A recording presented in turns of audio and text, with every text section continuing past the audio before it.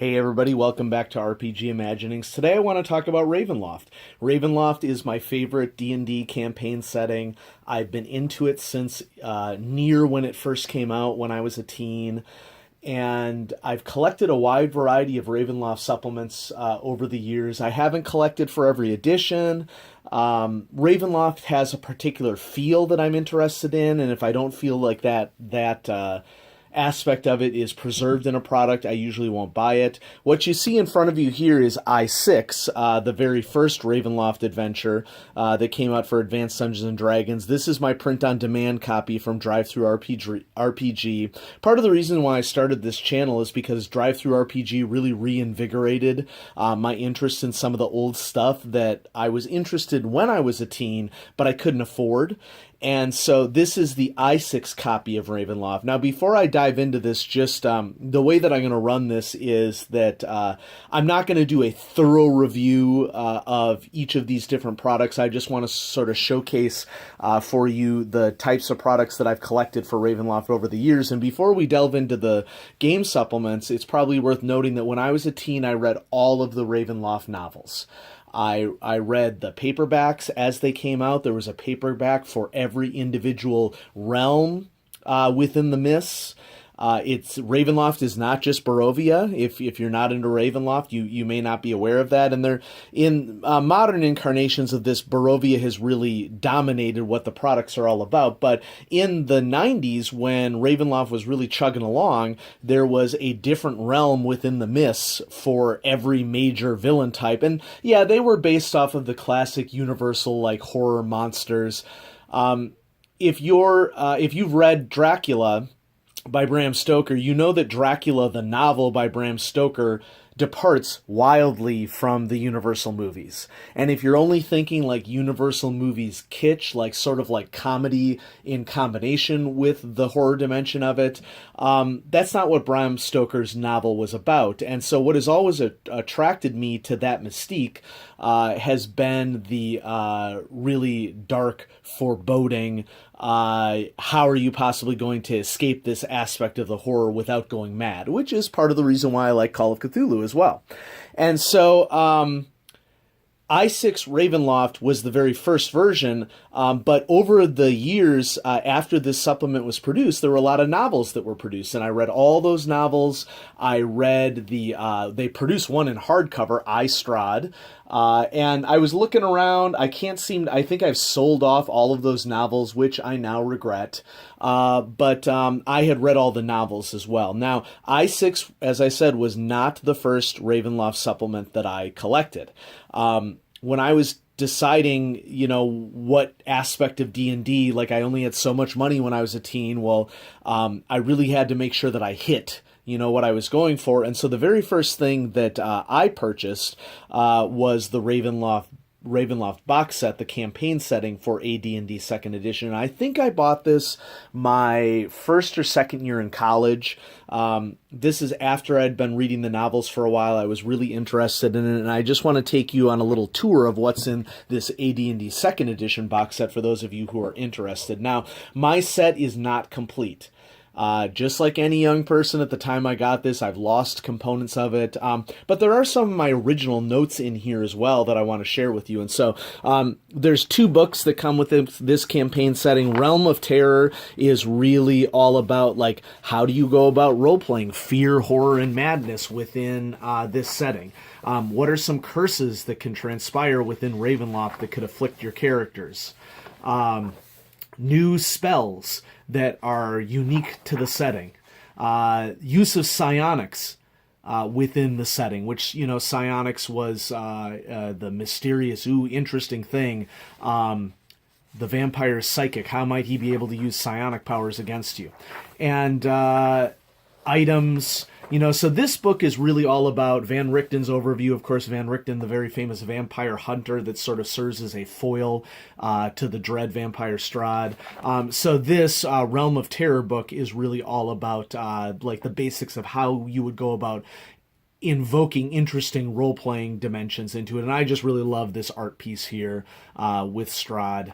And then Domains and Denizens is the book that sort of highlights all the different realms of Ravenloft. And if you are not as aware of this aspect of Ravenloft, this is... if you've only recently gotten into Ravenloft, you may not be aware that Ravenloft has all of these different sections. And I'm going to turn ahead here. Notice how this is talking about the domains of the core, because the original Ravenloft campaign setting that came out was all about including multiple different, like, horrific monsters in different locations. And I obviously should have marked this before I went on the review, but somewhere in this book there is a map of all of the particular realms of Ravenloft, and so hopefully I'll be able to find it here so that I can show it for you.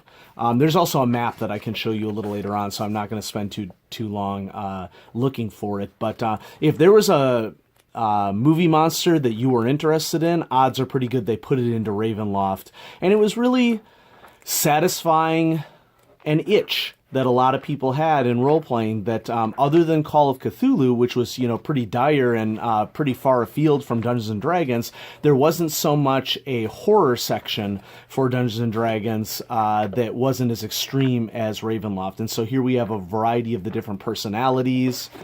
There's a nice art piece there for the realms of Barovia.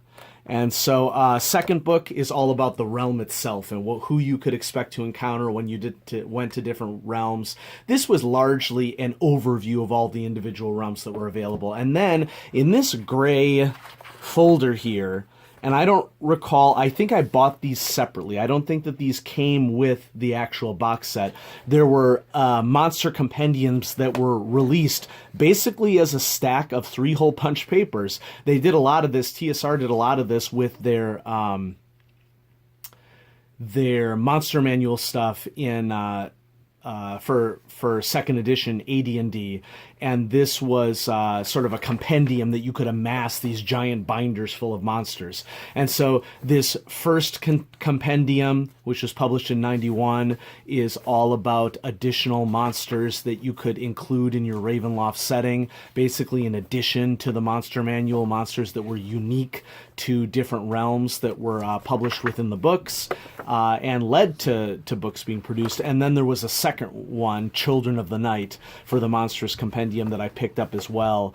And this has basically fleshes out some of the main personalities of the different realms and who had control over them and where you might expect to find them.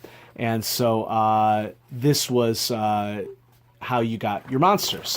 Now, the box set, this came with the box set. There are 2 maps that came with it.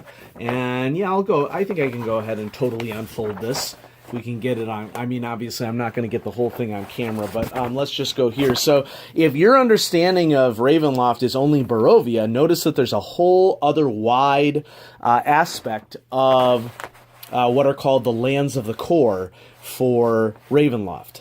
And so, for example, I just want to point out one to you that is near the bottom here. Scythicus. Scythicus is the part of the mist that is controlled by Lord Soth. Now, you haven't seen Lord Soth in any recent supplements, and I'm not precisely sure what the reason is, but I think it's an issue of Wizards not having rights to the character, is what I heard. And so Tracy Hickman, who originally created Ravenloft, also created Lord Soth. I think Lord Soth was originally created for Greyhawk, and then he was drawn into the mists. Lord Soth is also famous for being the only character who has been able to escape the mists of Ravenloft. And Lord Soth is a Death Knight. He's one of the coolest characters, but if you didn't get into this original version of Ravenloft, you wouldn't know about this wider aspect of dimensions to the world. And so it'll be interesting if Wizards has the rights to this material and has just chosen not to release it, or what the deal is with that. And then there's another map here that just includes some islands of different parts of the realm. So you got 2 big poster maps with this. Looks like these were computer generated at the time, so that's pretty interesting. So yeah, those 2 maps. Hey, RPGA Network came in the box. Join the adventure, Dragon and Dungeon Magazine, an advertisement for those. a card, customer response card that I never filled out. And then I have just some of my own stuff that I've kept at the bottom of the box, because one of the cool things about a box set, if you were initially collecting for Dungeons & Dragons, part of the reason why I chose to do this was I said to myself, oh, but then I'll also have a box that I can put stuff in.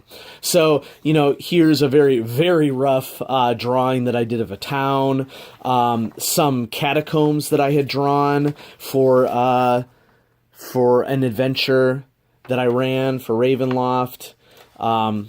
Schmick, if you're in the audience, I think I ran you through a Ravenloft campaign. Here I'm tracking all the stats of everybody and what their THACO was for AD&D. And then, more of that map that I drew. And so I just stuck some stuff down in here. Because, boxes are good for holding things, right? Things that are not in my box that came with the box set include a Taroka deck, which you can purchase for 5th edition Ravenloft. Let's just turn this over.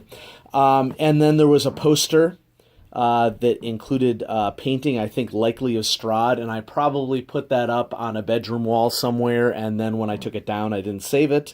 And then there was a DM screen that came with this, and honestly, I don't know where that DM screen is. I find it hard to believe that I would get rid of a DM screen, but I probably have it packed away somewhere, and so Terror in the Lands of Mist. Now, the next product I got into was an OGL product for 3rd edition, open game license. This was produced by Sword and Sorcery. For whatever reasons, for 3rd edition, Wizards decided to outsource Ravenloft to a different company to produce.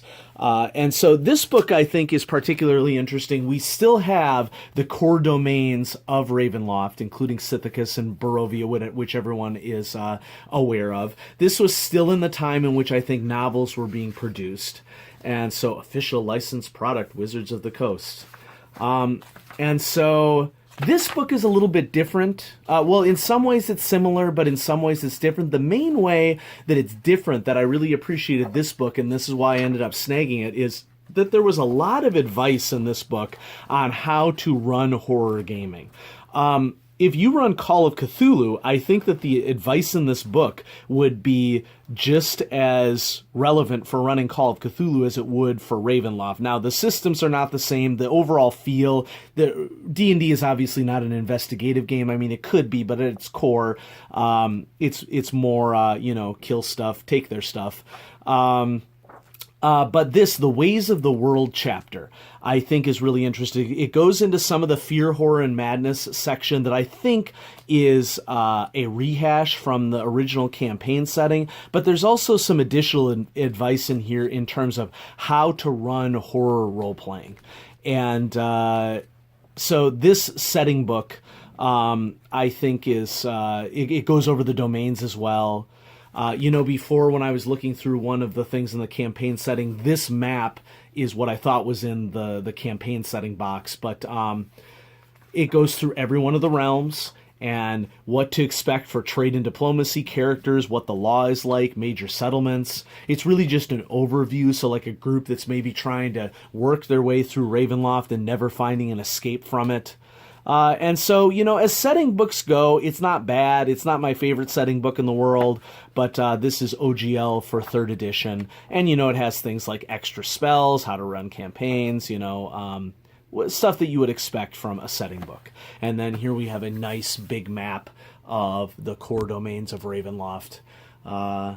To have it. Now, this leads me, actually, before we get to the next part, I just want to bring back I-6, because it was at this point that I first read through I-6. I had not read through the original Ravenloft adventure until just a couple years ago, because I discovered Drive-Thru RPG, and through that, I was able to get a really reasonably priced print-on-demand copy of a classic scenario. And so this is what started it all, the Ravenloft adventure by Tracy and Laura Hickman, and I wanted to talk about this this first because this book has components that are in the final book that I'm going to show you, which those of you who are familiar with D&D can probably take a guess what I'm going to show you last.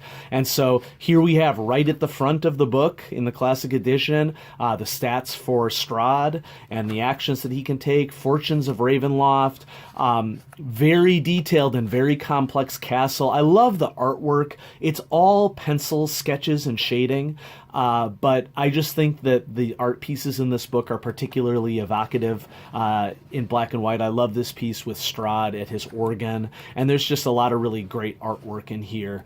Then at the back, this is an example of a POD that does have color. Okay, so here's aspects of the castle, okay, with maps, with, you know, the links to all the K and then a numeral location. I really like this comparison of like the heights of different things and where each of the layers are located, where each of the floors are located, I should say. And this continues on to this page. These are the main floor and the lower levels, where the crypt is, dungeon and catacombs. And then rough outline of only a small part of Barovia. More on that in a second. I found this really interesting that we have this elevation color coding here. And that would be it for I6 Ravenloft. So where this all led for me is that I purchased I6 Ravenloft. I'm like, dang, I miss Ravenloft. What's going on with Ravenloft right now? And I had not bought the 4th edition Ravenloft supplement because to me, I had flipped through it and I'm like, this is kind of more like a standard Dungeons and Dragons adventure. It doesn't include the classic castle crawl, or maybe it did, but it just felt more like just general Dungeons and Dragons rather than Ravenloft. But when I found out about Curse of Strahd, I became very, very interesting because this campaign for D&D is considered to be one of the better of the dozen or so campaigns that have been released for D&D 5th edition through 2018. And so I picked up Curse of Strahd, and I love it. I highly recommend it to people. And the main reason why I love this book is because this is a more challenging adventure to run, because I would argue that this is closer to a more in-depth character-driven style of role-playing, more of an investigative role-playing that is more like Call of Cthulhu than it ever has been in the past. And so there are 15 chapters, including a great starter adventure, which I'm just going to go ahead and start with here in the back, because this I just finished up reading this starter adventure. This is available for free on Wizards' website, and I highly recommend that you check it out. So this is an Appendix B in the book Death House. And Death House is a nice little introduction that is designed to get players from 1st to 3rd level, because, you know, Ravenloft is generally considered to be on the more difficult side in terms of survivability for characters. And so Death House is designed to get characters from levels 1 through 3 through an event-based level advancement system, which I'm of the opinion that counting experience points is a waste of time. I mean, if you like the numbers and you like the numbers so much that you want to collect experience points, I kind of feel like video games may be more your bag. I mean, everybody is different, but milestones are really how I've always done level advancement in role-playing games, and I don't think I've ever nickel and dimed or counted experience points. Anyway, so you encounter, well, I'm not going to spoil it for you, but it's a very good introductory adventure. Okay. Now, speaking of not spoiling, I'm not going to spoil the campaign for you as well, but everything that you would expect to be in a Ravenloft campaign setting adventure, the classic Ravenloft campaign setting, is here. And this was clearly very much a labor of love for the people who worked on this book. So there's a general overview of the campaign, Strahd's history, how to use the Taroka deck for Fortunes of Ravenloft, which, by the way, you can buy physical copies of the Taroka deck. They are included here in the back of the book, so you could print them out and cut them out and have your own little Taroka deck. This is available as a PDF, I think, as well. But, you know, some people like physical playing cards, and so you can get those as well. So The cool thing, one of the many cool things about a Ravenloft campaign, and this one in particular, is that the Taroka deck is there to give a level of randomization to the campaign. So the idea behind this is that in different parts of the realm, there's going to be treasure that is hidden in different locations. There's going to be an enemy of Strahd who you can discover. There's going to be where Strahd is located within the castle when the characters first encounter him. And so every time you play this campaign, it's a little bit different on account of those Taroka cards. And if it's something that a group really, really likes, that would be something they could do. Now, there's information specifically about the lands of Barovia. Once again, this is concentrated on just the one realm of Strahd, which I think is appropriate because the campaign is centered around Strahd. Who are the Barovians as people? Who are the Vistani? And what are the unique monsters that you might get here? There's a map, okay, located in the book, but more importantly, and I really like that they've done this with the modern take on Ravenloft, is that here we have a highly detailed map of Barovia with all the major locations and the cities and different encampments all worked out. And I'm not going to be able to get this fully on camera, but it's just a beautiful map that is totally wall-worthy if you ever wanted to do that, but also great from the players. That's one side. And then on the other side, in full color with significant detail, is the classic I6 map of Castle Ravenloft, but it is done in more of an appropriate artistic style that really captures the flavor, I would say, of the setting with a little bit more color, more detail. But it's basically the exact same map from the I6 adventure. And so what they've done here is they've taken I6 and made it one of many chapters that players can investigate. There are enemies of Strahd, many enemies of Strahd and Barovia. There are allies of Strahd and Barovia. There's the possibility of working all sorts of interesting politics into a campaign centered around Curse of Strahd. Now, my general overview of this is that I find the characters to be the most compelling parts of this that has been added. I think some of the locations are interesting, but if I were to give a criticism to this campaign, my main criticism is that once you get into a location, it's pretty much a classic Dungeons and Dragons crawl. Okay, it's Dungeons and Dragons. Dungeons and Dragons can be played in any way that you want, but this is a product that is meant to appeal to the masses. And I think part of the balancing for that is that you go to a location, like, for example, if you go to a manor house or something, or a dungeon, it's pretty much going to be, here's where the monsters and traps are located, here's where the treasure is located. There may be some puzzles to solve in different locations, but within the locations, there is a lot of dungeon crawling, which is kind of what Dungeons & Dragons is all about, of course. But I think that the real strength of this campaign, by far, is the NPCs that are present. You get a couple of handouts. Don't read them if you don't want to spoil it, but I just want to show you that there are a couple variants of handouts. Which, Dungeons & Dragons campaigns are famous for not really having any handouts. And so to see some in this campaign really gets at the variable nature of the game.